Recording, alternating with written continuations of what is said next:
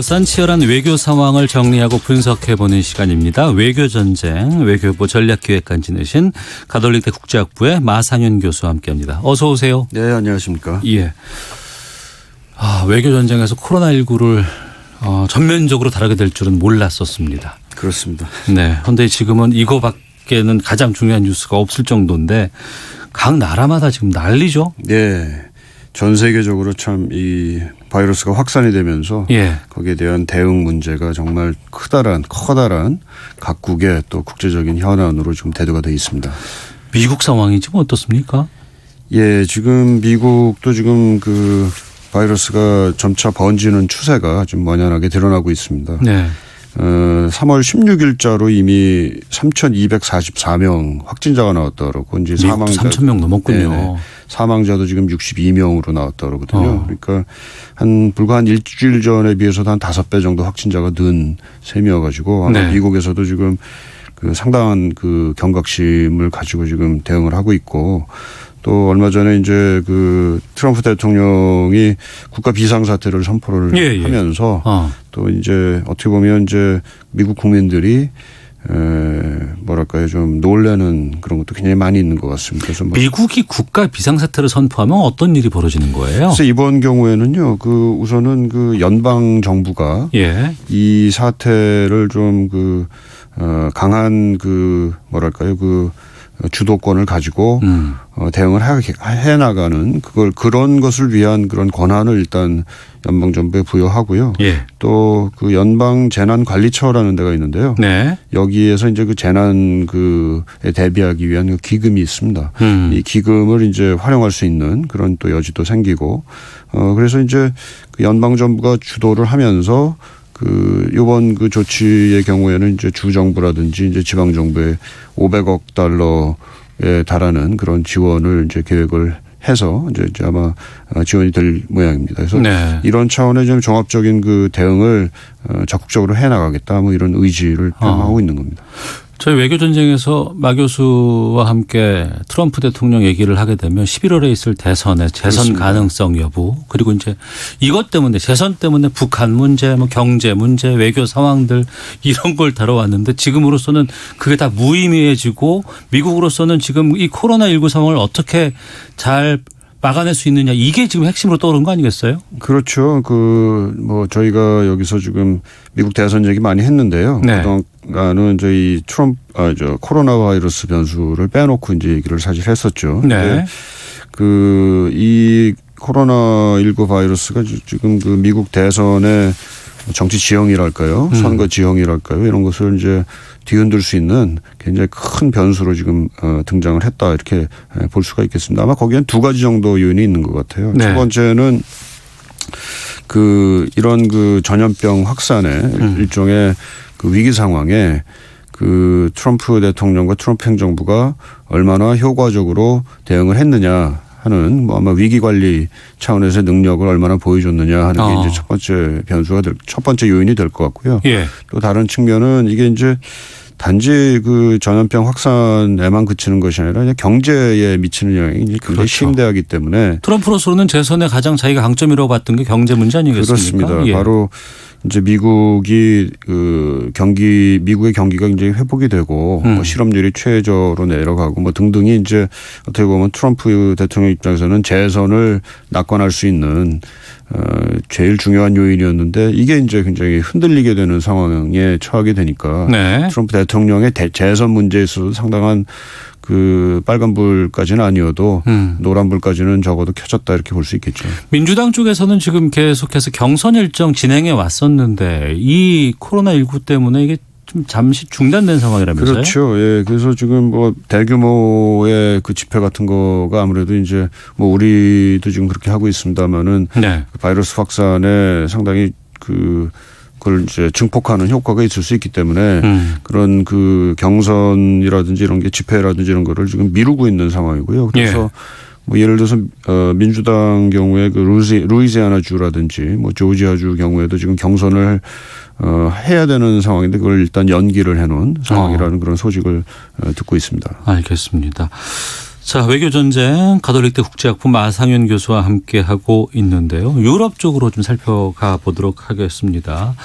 이탈리아, 그러니까 3월 16일 0시 기준으로 24,747명 확진에 사망이 1,809명. 스페인은 확진자가 7,753명에 사망자가 288명입니다. 지금 이탈리아, 스페인은 전국에 폐쇄 조치를 내렸다고요? 네, 록다운이라고 그래가지고요. 이제 록다운? 록다운. 네. 그러니까 뭐 이제 잠궈가지고 이제 완전 이제 폐쇄 조치죠. 네. 우리 경우에는 뭐 저 대구의 일부 건물에 대해서 이제 록다운 이제 폐쇄 조치를 취했으니까 네네. 지금 이태리나 스페인 경우에는 그거를 거의 전국적 단위로 하고 있다라고 네. 생각하시면 됩니다. 그러니까. 예. 그 중국에서 이제 우한에 이제 대해서 취했던 조치, 뭐 거기에 이제 거의 버금가는 그런 조치들을 지금 유럽의 두 나라가 취했다라고 생각하시면 되겠습니다. 네. 특히 이 이탈리아의 치명률이라 그래서 사망자가 상당히 좀 높게 나오고 있거든요. 네네. 이건 왜 그렇다고 보세요? 좀 유독 좀 이탈리아가 튄다라는 느낌이 좀 들거든요. 그래서 뭐 제가 저 감염병 전문가는 아니기 때문에 의학적인 소견은 전혀 없습니다만은 그냥 그 추측해 보건대는 그 이태리의 그 대응이 있어서 초기에 그 감염병이 좀 확산된 것을 제대로 진단을 해내지 못한 상태에서 네. 말하자면은 그 잘 모르는 상태에서 이제 감염병이 이제 확산이 됐던 것이 아닌가. 그러다 네. 보니까는 그 병원에서 수용할 수 있는 환자를 수용할 수 있는 그런 수용 능력을 넘어선 인원들이 병원으로 닥치고 또 이태리 경우에는 이제 고령 인구들이 많고요. 뭐 그런 것도 이제 요인이 되지 않았는가 하는 생각이 듭니다. 예. 우리는 전국적인 폐쇄 조치를 하는 것보다는 빠르게 검사를 시행을 해서 광범위하게 네. 그렇습니다. 그렇게 해서 확진자를 지금 찾는 방식을 택하고는 있는데 지금 유럽 상황 같은 경우에는 특히 이제 유럽의 선진국들의 경우에도 보면은 폐쇄 조치 같은 것들을 상당히 많이 하고 있단 말이에요. 네. 이탈리아도 그렇고 스페인도 그렇고 뭐 프랑스도 지금 그런 조치를 취한다고 얘기를 하고 있는 상황인데 이건 왜 그렇게 뭐 이건 각국이 뭐 처한 상황이라든가 문화적인 차이가 좀 있다고 보세요?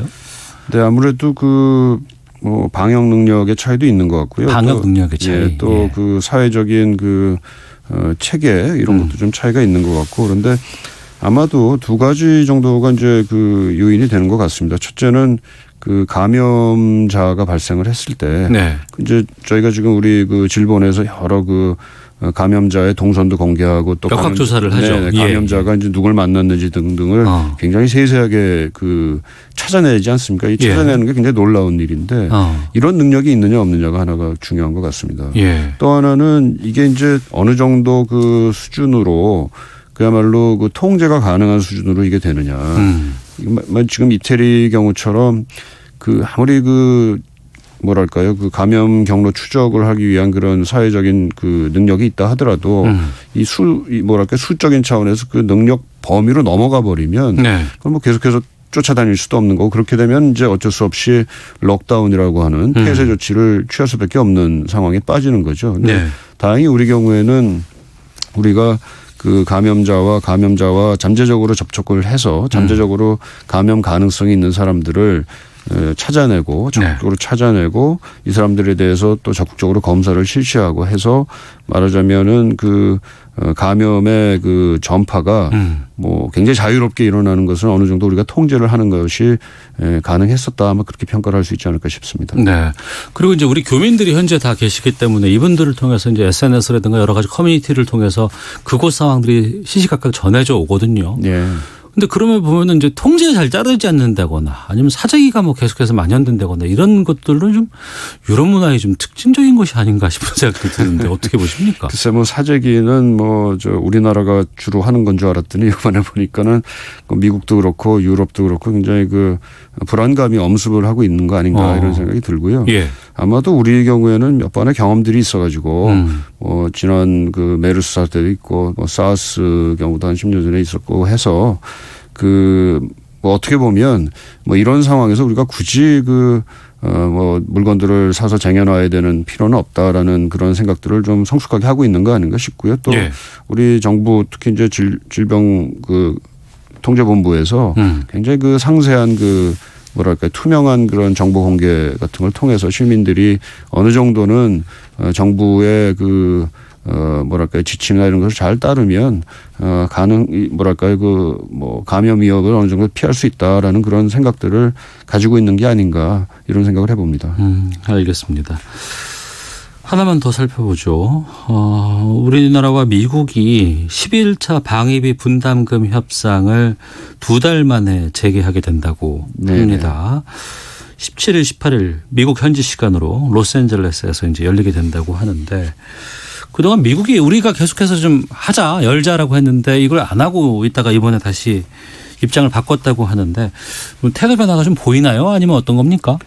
글쎄 뭐 아직 양국 간의 그 입장 차이 특히 이제 그 방위비 분담 액수를 둘러싼 그 입장 차는 분명히 있는 것 같고요. 네. 근데 이제 계속해서 이제 만나지도 않고 회의도 안 하고 하는 것이 과연 바람직한 것이냐 아마 뭐 양측이 우리는 이제 계속해서 이제 만나자고 그랬던 것이고 미국 입장에서도 그것을 계속해서 연기할 만한 그런 상황은 아니라는 판단이 들어서 일단 만나는 건 아닌가 싶은데요. 네. 역시 그 제일 중요한 관건은 우리 입장에서 보자면은 아무래도 트럼프 대통령이 어떻게 생각을 하느냐가 관건이 아닐까 이렇게 생각이 듭니다. 그 양국의 입장 차이가 상당히 컸어요. 우리는 그렇죠. 뭐 예. 1조 정도를 지금 생각하고 있는 것이고 미국은 뭐 5배를 넘게 뭐 5조 뭐 이런 얘기 나온다고 하는데 접점이 좀 찾아질까요? 글쎄, 그건 아직 제가 잘 모르겠습니다. 우리 입장에서는 이제 작년도에 우리가 그 합의를 했던 1조 389억 원인데요. 예.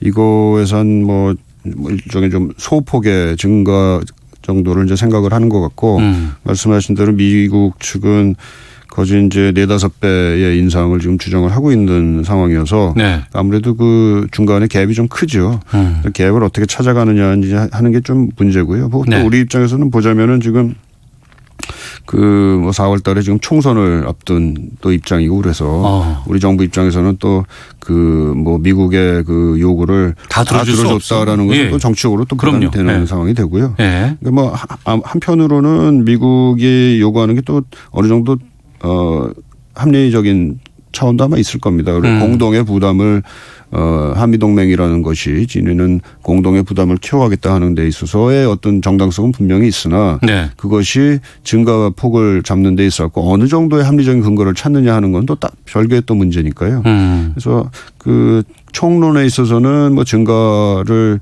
하겠다. 한국의 부담액을 증액을 하겠다라는 게 아마 그 공동의 입장으로 나올 텐데 네. 여전히 이제 입장 차라는 것은 어느 정도의 증거액이냐 하는 거에 있어서 이제 남아 있게 되는 거죠. 예.